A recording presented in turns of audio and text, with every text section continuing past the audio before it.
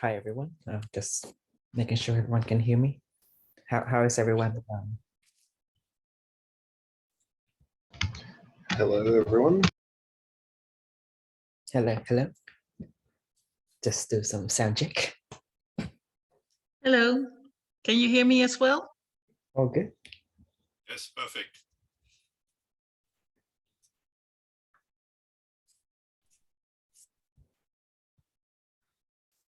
I don't think I've met Bernard before. Is that how I say your name? Sorry if I mispronounced your name.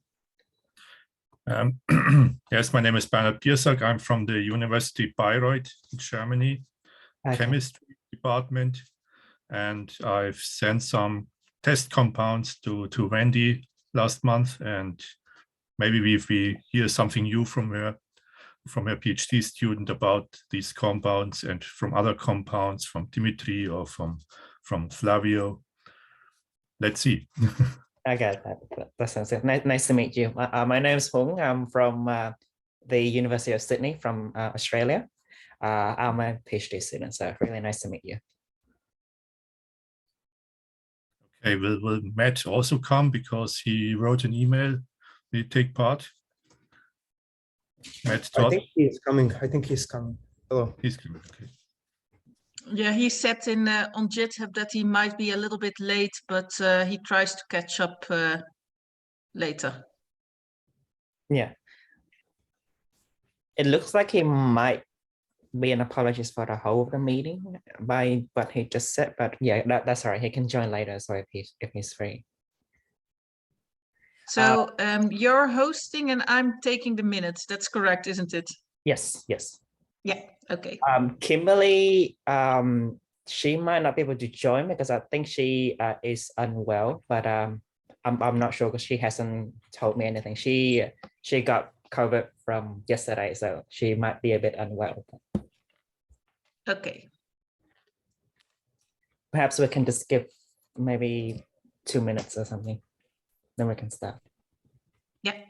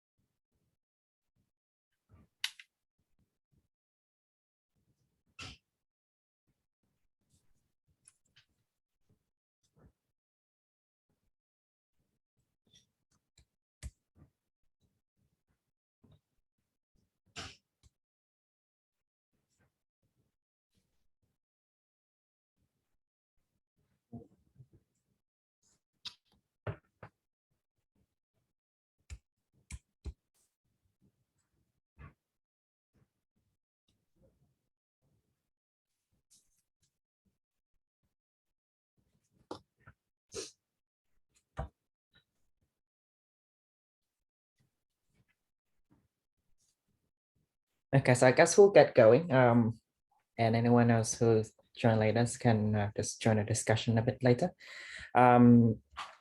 Okay, so I'm just gonna have a look at the agenda. So there are two. I'm gonna go over to the writing bits first. So that's so the second and third point. Basically, I'm just waiting for me to complete the motifs and also the experimental and characterization data. So I have updated the SI, so the characterization data, so, and I put it into the document, so it's now been updated. So that's one's done. Also, can I just intervene there?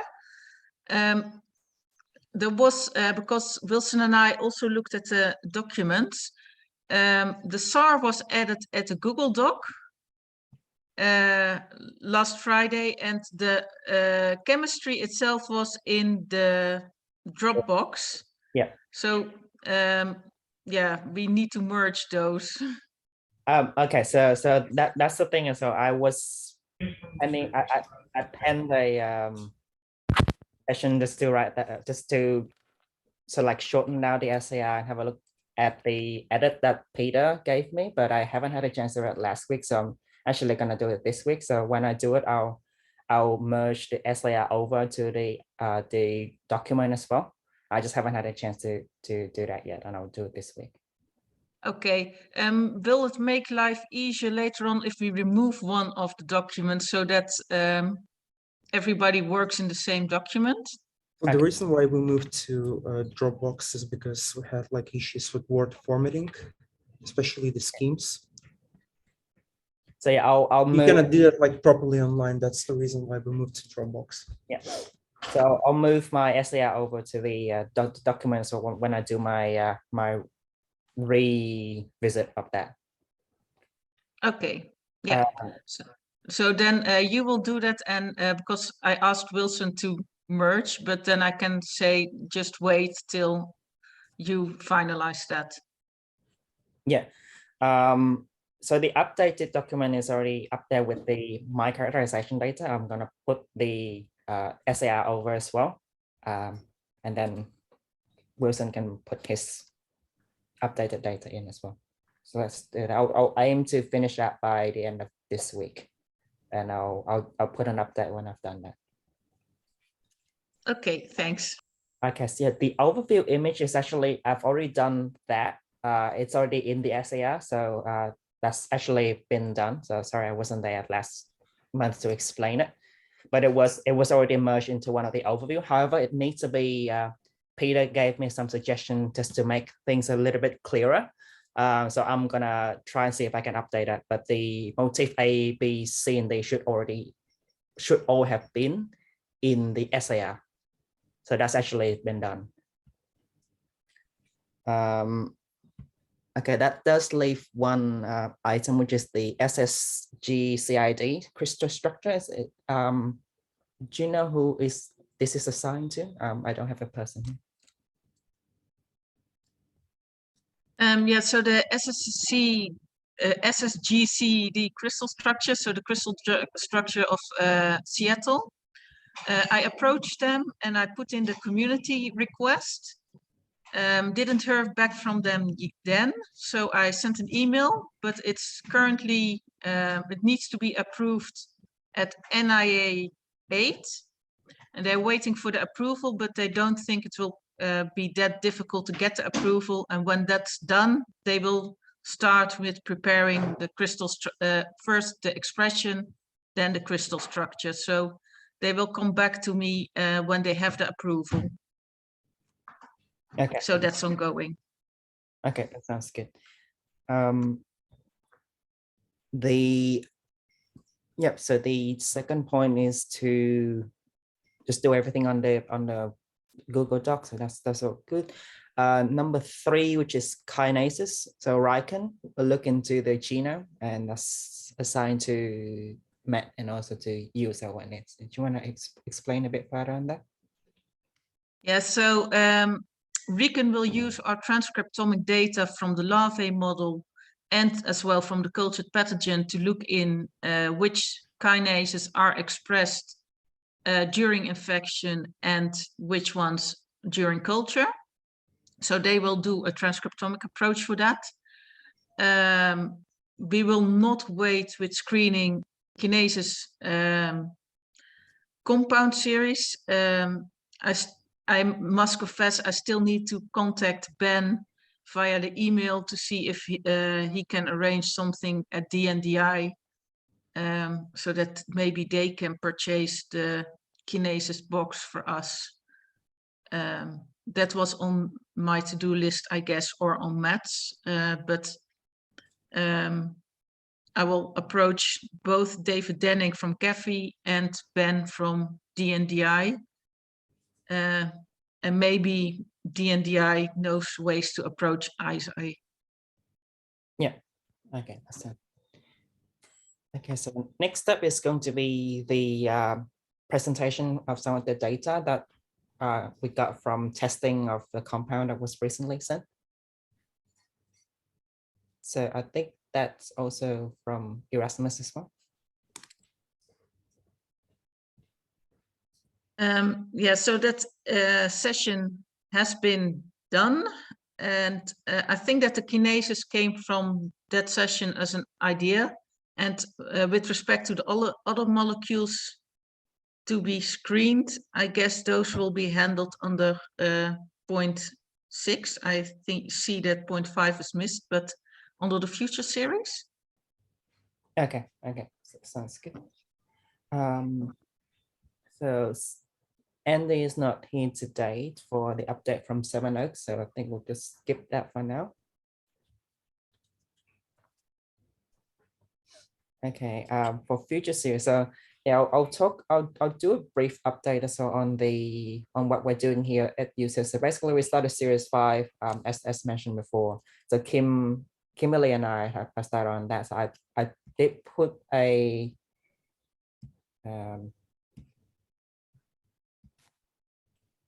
I've linked that over as well. So Kimberly is currently working on just finishing off some of the writing that she was doing for SSP last year. So just try to get I think a paper out of that. So I think that's what she was focusing on before she moved on to this as well. I haven't actually got an update from her, but I've recently talked to her and we just discussed some of the possibility that we can do for this series. So this is what I will be looking at doing right now. So just having some of the from fenbendazole, try to make a few modification on the left-hand side of the file, and also some of the minor modification on the carbamate as well. However, I won't be doing many of the carbamate changes because I suspect that this might just get hydrolyzed or just get cut off when it gets into the body. So probably won't be doing too many of this, but I'll focus on some of the blue modification for the time being. So I'm currently trying to make these 3, having a little bit of an issue, but I'll try to resolve that within the next few weeks, and hopefully we'll get some compound to send over to you, Wendy, and your team soon. And Kimberly will also be joining me to make some more compounds. So she'll be exploring a few different motifs, such as trying to switch the thiol for some other functional group right here. So things like maybe an amine or like an ether. So just changing this bit here and just looking at also changing some of the ring structures as well. So that's what she was when we last discussed, that's what she was up to, she was planning to do. But yeah, I think she hasn't got far into it just yet, just because she was trying to finish off the SSP data for writing.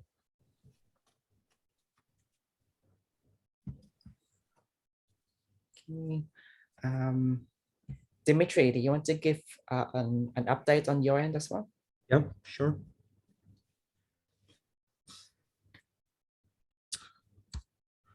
So the main work that we've been doing here at UCL concentrates recently on Series 6. So I was doing some of the commercially unavailable reagents, and then using the same scaffold, essentially creating the neocatechosyme analogs. I also looked at like some of the missing gaps in the library that we have created previously, and we discussed this with Matt, like, and we think like we should get like those for more molecules for the synthesis as substrates, but those will have to be made like by the same synthetic loop that has been proposed previously. So that's with regards to catechocytes and the same scaffold exploration. For phenarmals, I'm kind of finished with like the old scaffold. So there was one more molecule that I was making with the indoline. And this suggestion is based on the fact that like quinoline was one of the most potent compounds identified like previously. So we thought like we would have to fill this gap like, as well. So this is currently in development as well. A lot of work have been recently doing also in researching like what are like the possibilities like for the future scaffolds, because I think like it's just about time to shift like to something new. I also made a major update on the SAR on Series 6 on GitHub wiki. But actually this refers to phenarmals as well, because I'm looking at different parts of the molecule and going through the mechanism of action and a bit of discussion on what each region refers to and like what is its role within the SAR analysis in general. One thing I also found like was very important, I think, for the project, I found an interesting paper which describes like substitution of 2,4-difluororing decreases lipophilicity log D, which is something that we might be interested in because it's one of the design criterion like for actually all series against mycetoma. So the question here is like whether we will pursue changing scaffold regions like separately one by one. So for example, the pyridine ring with the azoles, or doing like the pyridine ring removal and benzene ring with 2,4-di substitution pattern changing as well. So we're kind of like looking at this as well.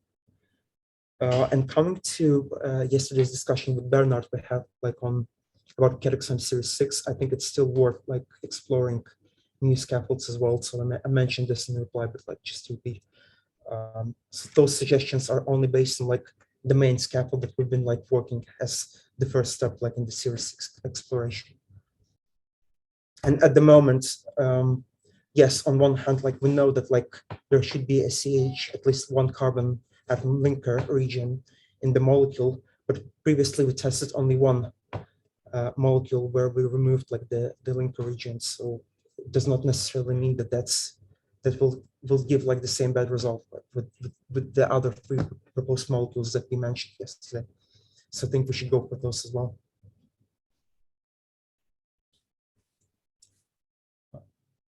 Yeah. So that's like the main update like from UCL. Okay. Thanks, Dimitri. Is there any question anyone would like to ask or comments? Dimitri, the catechosymates are also inhibitors of, or are thought to be inhibitors of CYP51. Isn't that, that's correct, isn't it? Which ones? This series, the catechosymates, those also inhibit CYP51. Yeah. It looked like a CYP51 inhibition to me based on the structure. Yeah, so in case Seattle is going to make the CYP51 enzyme for Madurella mycetomatis, we were supposed to do crystal structures with the azoles and with phenarimols. But if it's not too much extra work, maybe they can also do some of these molecules so that for each of the series, at least we know how they bind. And if they bind differently inside the CYP51 gene or sorry, protein?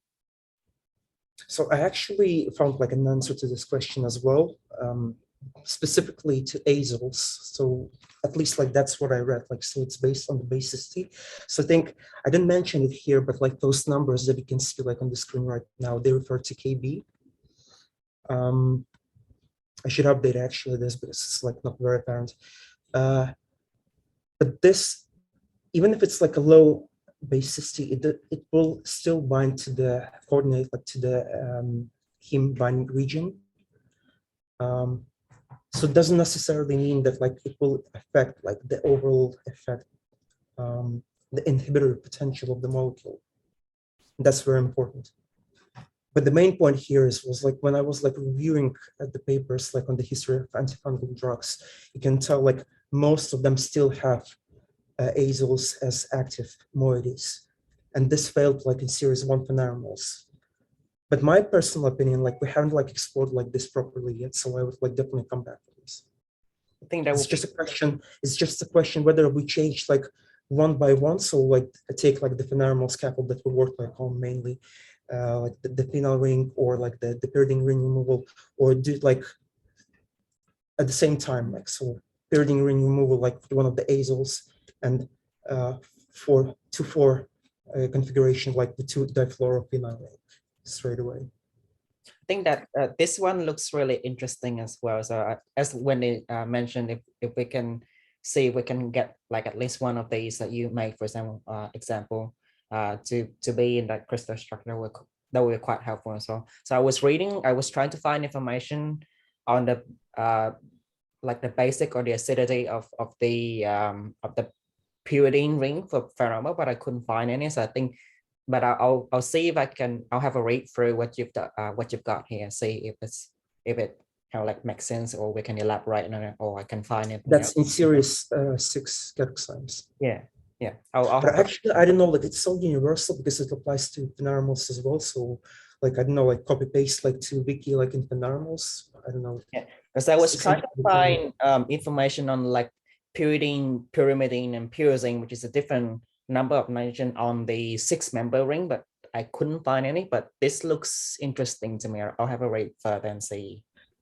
Yeah. Also, just to finalize, so like the whole idea here was like if we're making like new scaffolds. So for example, like we'll make like something like this as an option.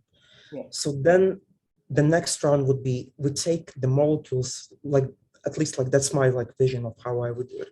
We take the substrates that showed like good potency, like in series with the original scaffold. So for example, like quinoline, piperidine, like and other the ones that like are very potent, and test like and synthesize like those molecules with the new scaffold straight away. So essentially, like building on the knowledge that we got like from previous screens, like we're already like with the new scaffolds, we make the best like molecules. We think we'll score like high. So that's the whole idea. But until now, like, we haven't reached consensus with Matt, like whether we should do like one by one substitution removal, or like I would go like for this option, to be honest, like straight away. But it's like open for discussion, to be fair. So yeah, maybe for the non-chemists among us, the red one, that's the azole ring, isn't it? yeah.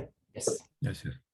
So might there not be already large libraries of azoles at Pfizer or at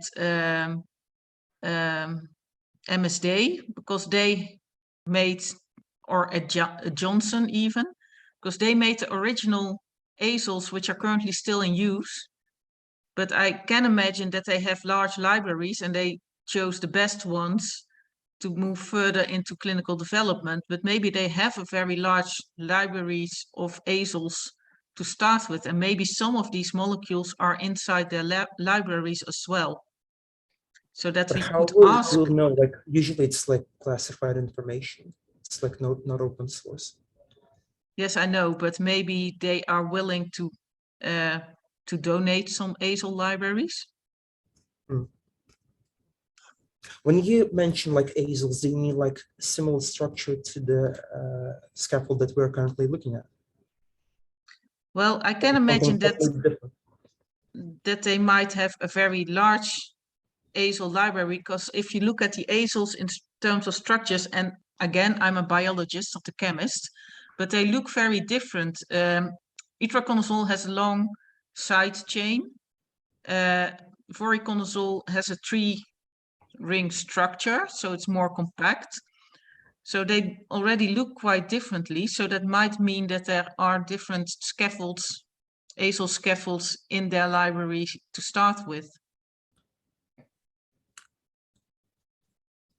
But that's the biologist speaking, because yeah, I really don't know that much about the different scaffolds in terms of chemistry, of course. I think that sounds reasonable. If we can see if some part of the library can be perhaps volunteered or like donated, that will be interesting to look at. That's reasonable. So for animals, generally, it's like either like we go like with those scaffold stuff like I just showed, or we look for something like totally different. So that would be the future development, I guess. Yeah, I think that makes sense. But yeah, obviously. And 2,4-difluoro ring is like very important, like because I found like specific information that it definitely decreases like lipophilicity. Yeah. And we haven't explored that yet, so I would definitely go for that. Like there are also agricultural azoles as well. There's quite a lot of agricultural ones as well, so that could be worth following up on. Yes, because in Aspergillus, actually, the resistance you find for azole resistance you find in clinical isolates, that doesn't originate from the clinic.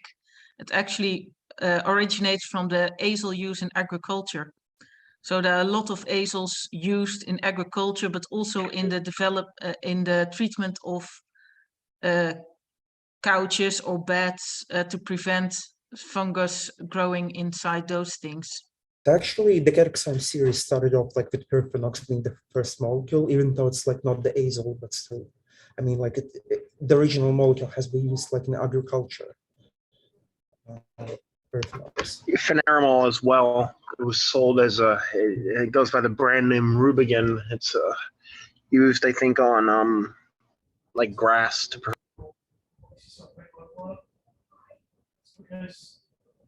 All of these were agrochemical. Which I'm thinking about the azoles, like how will it make a big difference if we change, like, so go like for imidazole or tetrazole? Like we'll never know like until we actually try.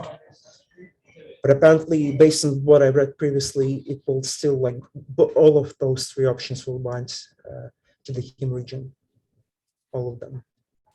Another issue to consider is off-target toxicity. All eukaryotes, the CYP51 is a core eukaryotic enzyme. All eukaryotes have it, and ketoconazole is quite toxic because it hits human CYP51 along with the fungal one, and it's I almost wonder if you make it more potent binding, if that's going to come up.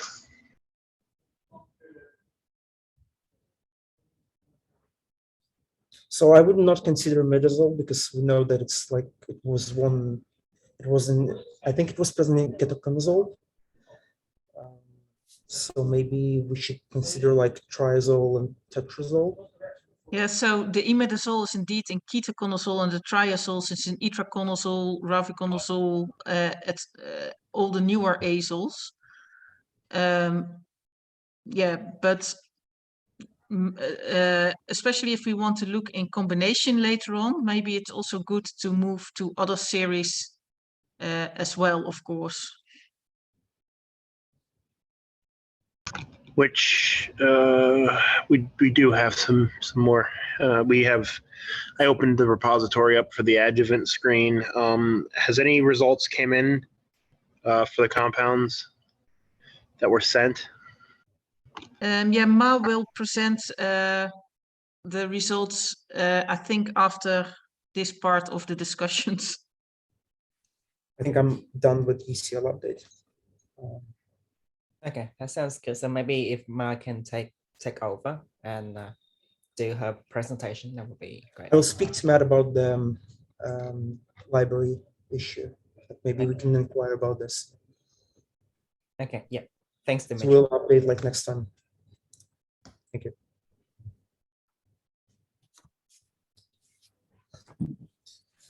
Okay, Ma, please take over. Okay, I will share my screen.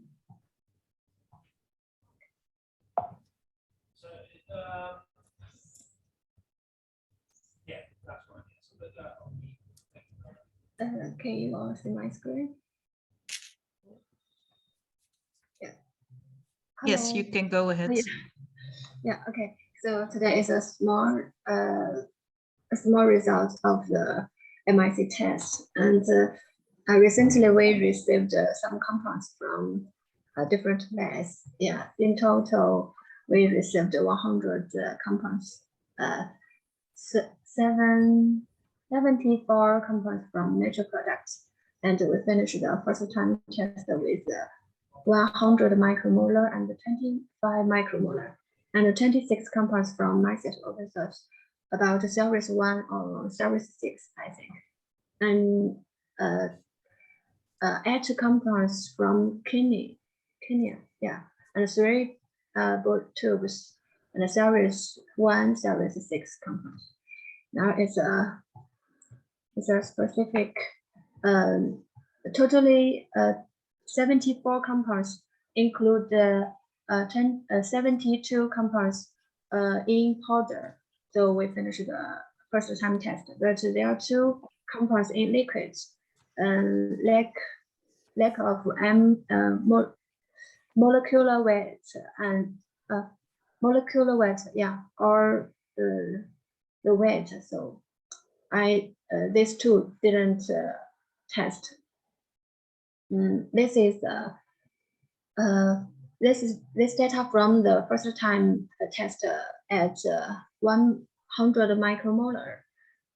We can find those compounds inhibit the fungi growth at 100 micromolar, and we selected 7 compounds inhibit the fungi growth at 25 micromolar. But those tests just have done one time.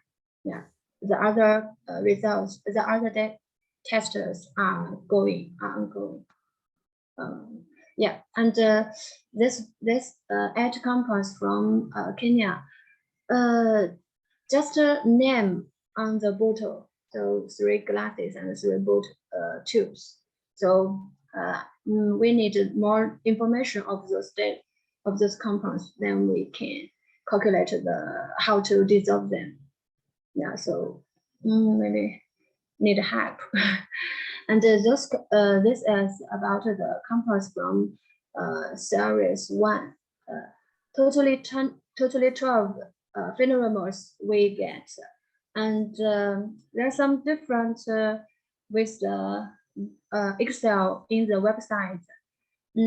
That's like the DM41 2, and there is a DM41 1, and there are no molecular weight.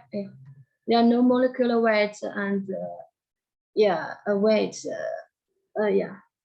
in the GitHub, and there are no DM45 1.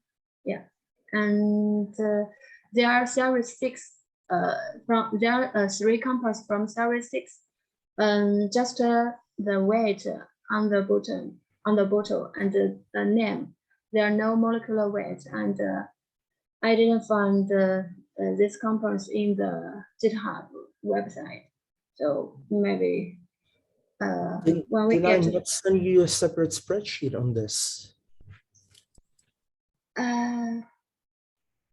Attached, like, sorry? there should be a Word document like on the latest parcel with all the information. The word, okay, the word information in the website. No, I think you didn't find the Word document. So was there Yeah. there was no paper with it in the parcel, was it? Well, yeah, when No, we received, I think I sent like electronic version, updated GitHub, but I will resend it to you again. Okay, yeah, that would And I help. prepared like the 3 columns, like with the molecular weight and with the mass, like before, like as usually I do. So apparently there is like some sort of mismatch. Wait, are you telling me that there are some molecules that are missing, like from the parcel? Or what? I think she was trying to say that some of the thing doesn't have molecular weight, so she can't dilute it if she doesn't know the molecular weight. Yeah, it's because we calculate, of course, how much DMSO we need to add before screening. Yeah. So if No, I if- think it's yeah. a misunderstanding because she didn't find like the document, like, or maybe it got lost like on GitHub, like Yeah. discussion thread. Also, I think if you put the information on the master list, that would be also quite helpful as well, because we can derive molecular weight from other structures and other information as well. That will be helpful. So the molecular weight is missing for on the mycetoma list, yeah, at the moment. I will double check this. Okay. Thank you Yeah. for telling. okay, thank you. And Just again, so the red ones do not have. the red You don't have one, information at the moment for the red ones. Is that correct? the red one is the different in the website Excel. The form, the Excel from the specific bottle. I noted I noted the bottle in the paper like that, but they are different with the GitHub Excel. So the red one is a different one. Yeah. Okay, I'll double please check this and I'll come back to you. Okay, thank you. Thank you. And there is a bottle isn't clear. You can see I almost can't identify the name. Yeah. So 3mg. So if anyone recognized this bottle, please let Ma know what should be on top of it. Yeah. Okay, that's It's interesting. definitely mine. I can tell. Yeah, the amount is 3mg and the molecular is 3.0. Okay, there is a this is for future references. There's a way to fix it. And normally what I do is I write in ink on the vials what the information is, and then I'll just do a sample label on top of it, and I'll write on top of it again. So if the label is lost, then you can still have the writing underneath. So it's a bit more protective in that sense. You write information twice, but that's if you want to for future samples. So sometimes it does get dropped off, as is the problem that we're having here. I can read the mass on the bottle, so I will like find out like which molecule it belongs to. That's for sure. Yeah. So what I would do is I'll just do that thing and I'll put a label on top. But it wasn't like that like put sticky the ink paper was around like smashed away like that. Because you don't know what's going to happen in transport, so it's best to have an actual label and also sticky tape that around it. So it's Apparently something happened like during transportation, because I'm pretty sure like it wasn't like that like when I was putting it like in a parcel. Okay, first time happening this. Yeah, that will be very nice if the compounds come with the Excel information for us. That will be very nice. So Yeah, maybe simply something happened in this parcel during the shipment, because if the list is missing and there's something wrong with the tube which wasn't when it was sent, and maybe there was something, maybe it was opened during a customs check or something like that. Yeah, maybe it got like slightly wet, I don't know. Yeah, okay. This compounds in the website without name but their molecular weights information are complete. I believe those Flavios, quinones. So Oh, I don't know if the compounds are shipped or if they're still in Brazil.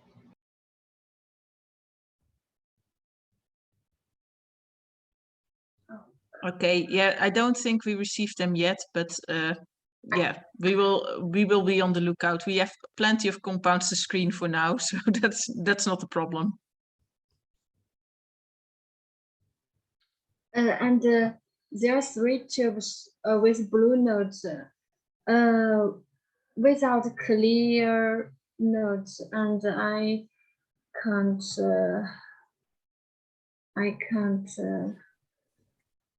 get the information, I think, with 1, 2, 3. This one, this 2, and the right one is the 3. So anyone has information of these 3 tubes? Okay, since Maybe we'll take a look on Thursday, Ma. Ah, okay. yeah, also since we're on this topic, so if you when you were on the slides with the 72 compounds and 2 compounds without the information, I think the name of the chemicals was written on the vials. If you can give one of the chemists the name of the chemicals, we can work backwards to give the molecular weight. But obviously it's best to ask the sender for that, but we can help you with that with the 2 vials. I just quickly saw the name, but if you can give the full name, we can get the structure and then the molecular weight for you. Yeah. Okay. And this is our plan in the near future. Yeah. Nature product MIC test will be tested more times, and about the MIC IC50 and MIC50. Our work plan to be finished in the middle of April. Yeah, and the larvae season is coming. Anyone has some suggestion with the larvae test? Please let us know. And about the series 1 and series 6 compounds, yeah, should be done when the information are clear. Yeah, thank you. Yeah, can you also just Sorry. briefly, if you can maybe make a GitHub issue about some of the compounds that are unclear, or just put your presentation on the meeting, and if possible, just say who's the sender is, so we can see if we can get help from those people as well. Because yeah, I personally did not send those shipments, so I can't really help much. But if you can get in contact with the actual sender or just ping them or something like that, then we can proceed and make that a bit faster for you as well. Yeah. Okay. So just like write a note on the meeting GitHub issue for today, or just make a new issue and then just tag people. We should be able to help you in that sense. Yeah, I will put it in the minutes. Okay, we'll upload the issue about the conference. Yeah, I will put it in the minutes. Yeah. Just a quick question. Have you got this document, Ma? Have you seen it before? No, I think it's a conference about the series 1, right? Pheromones. And series 6, like the whole batch that I sent. So as usually, I created like them. Yeah. No, you haven't. But I'm pretty sure I sent it to you. Okay, I'll just resend it again. It doesn't matter. And I'll double check with the mycetoma list just to be sure. Probably I should add like my numbers as well. Yeah, but it has all the mass, with exception to the those 3 last ones from our collaborator. It has like a clear label. I'll send it like on the thread. Okay, thank you. Okay, Ma, I think that the data which was most interesting for everybody was to look which compounds were active and which ones were not. Of course, we only tested them once, but maybe people would like to see that table one more time. Okay.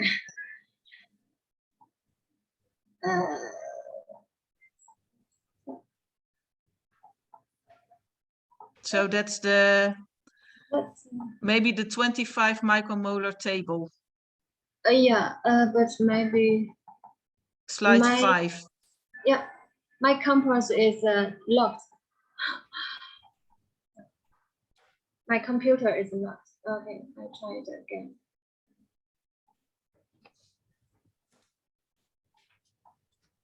Okay, what? Maybe if you put it on the computer already on slide 5 and then start sharing. Hi. Okay. That's okay.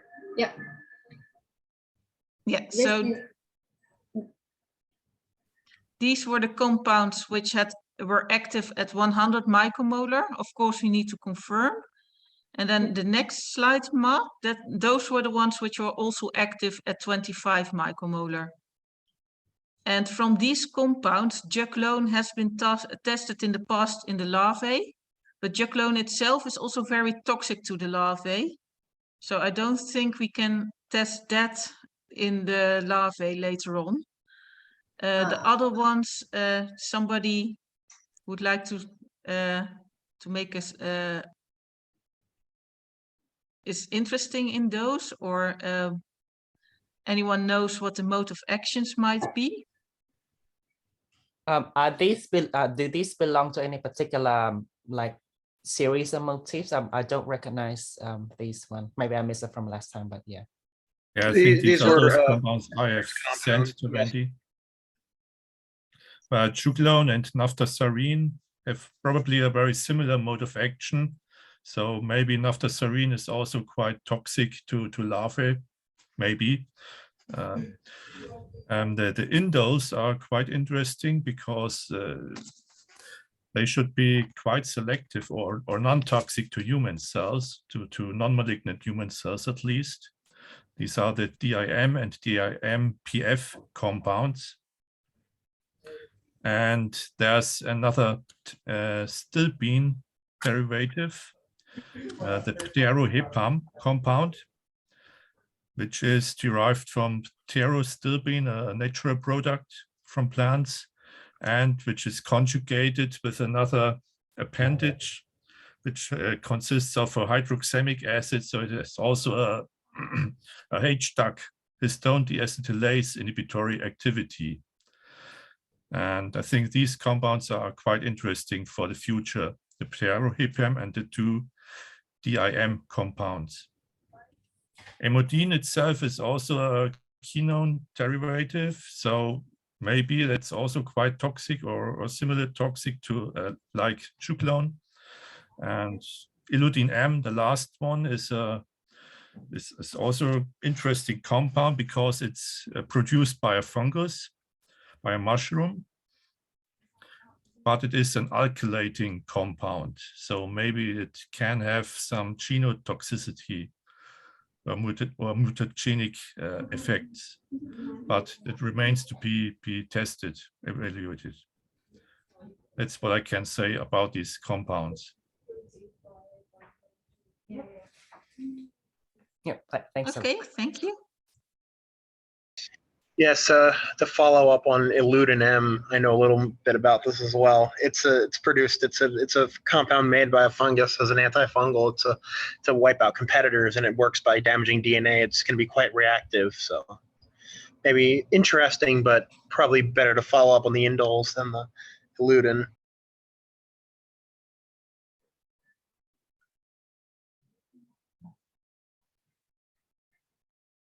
All right. Wendy, any news on the UCL batch? Have you tested any compounds yet? No, this was the first screen we did. This was actually, Mark calculated this yesterday. So this was really hot from the press. The rest of the compounds will be tested in this week because simply we couldn't test them all at once. Yeah, you got a lot of them now. So hopefully next month we will have much more of updates, and probably you have seen the updates by then already on GitHub before the meeting. But yeah, since this one we just calculated yesterday. And that's also why Ma also mentioned that this is a one shot.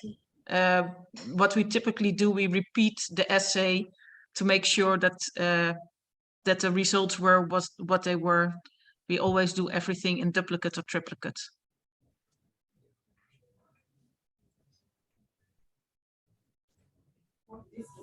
No more questions. So Thank you. just like time is needed. Sorry? But I mean, it's still quite quick, like by the end of the month, like by next meeting, and like even before that, like we'll have like in vitro results. So it's just like lots of them, so like that's understandable.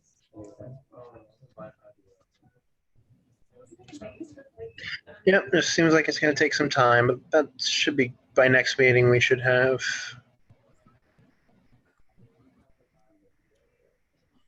Yeah, everything probably. and By next meeting, we at least should have the 125 micromolar screenings done.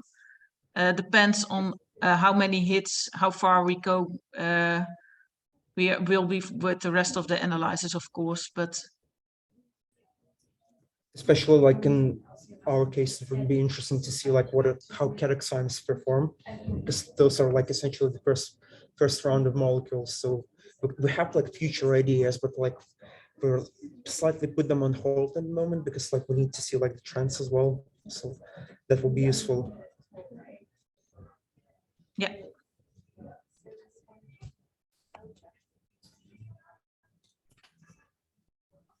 All right, anything else on this? Anything else on the agenda? Oh, this result? Okay, otherwise we'll move on to the last point. Okay, so that's last point is actually on, I think Matt mentioned from previously that Kimberly and I are actually looking at if there's any libraries that are similar or that give us more compounds from series 5. Kimberly was working on this and not me, and she's not here today, so I actually don't have a lot of information. However, I'll try and see if she can maybe do a brief update of what she found and just write it as either a comment or a GitHub issue, and then we'll ping everyone. But unfortunately, I do not have that information with me today. That's the last item on the agenda. I'll maybe just put that on Kimberly, and I'll remind her as well. And also, if you need any help with the paper writing, like with motifs or like schemes, just let me know. As usual, like on GitHub. Okay, that sounds good. Yeah. Yeah, I'll revisit that and make some updates and see how it goes. So, Sure. yeah, but thanks for offering. I'll if I have any issue or problem, I'll let you know as well. Cool. Yep.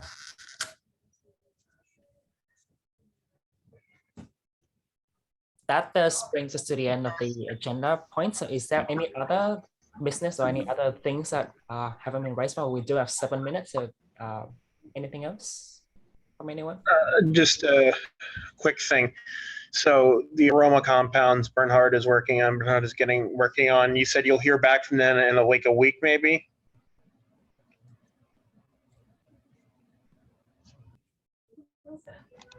Which compounds do you mean? The terpenoids from the perfume aroma compound manufacturers. Yes, Chibodan has written me an email today, and I should contact 2 persons of the company, which I plan to do next after this meeting. And I think it's He also just if more documentation gets lost, if they can also give the molecular weights there as well. They'll be in the main sheet, but just so that if they can also put it on the vials as well. Yes, I have to discuss this with them. Feminic hasn't answered until now, but I hope they will answer soon too. All right, sounds good.